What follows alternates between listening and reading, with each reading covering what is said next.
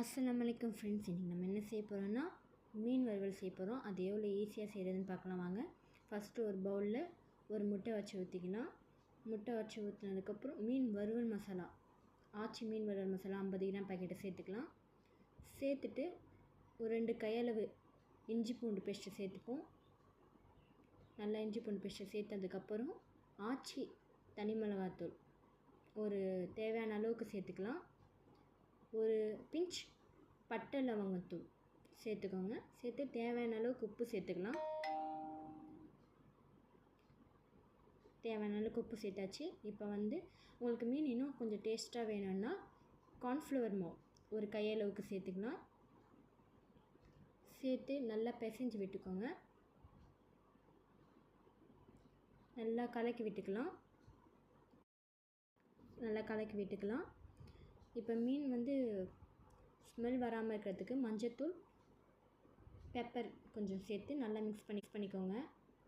இப்போ மீன் நம்ம ஃப்ரெஷ்ஷாக வாங்கிட்டு வந்த மீன் தான்.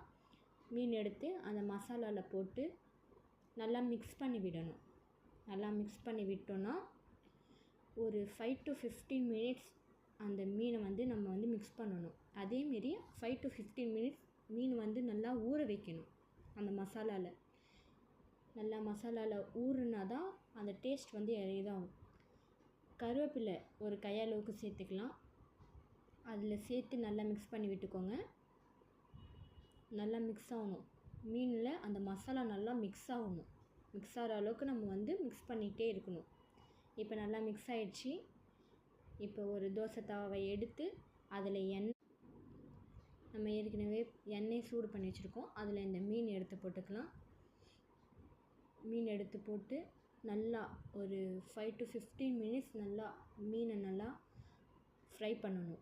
அப்போ தான் நல்லா மொறுமொறுன்னு இருக்கும். கொஞ்சம் சாப்பிடவும் நல்லாயிருக்கும்.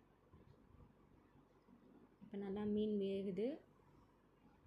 ஒரு 5 மினிட்ஸ் ஆனதுக்கப்புறம் அந்த பக்கமாக திருப்பி விட்டுக்கோங்க. இப்போ திருப்பி விட்டால் இப்படி தான் இருக்கும்.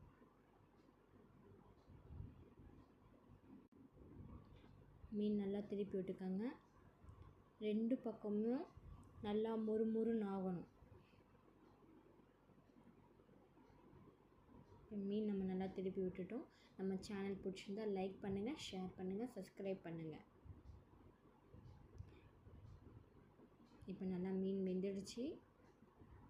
இப்போ மீன் வெந்த உடனே எடுத்து ஒரு தட்டில் மாற்றிக்கலாம். சாப்பிட்டு பார்த்து எப்படி இருக்குன்னு சொல்லுங்கள்.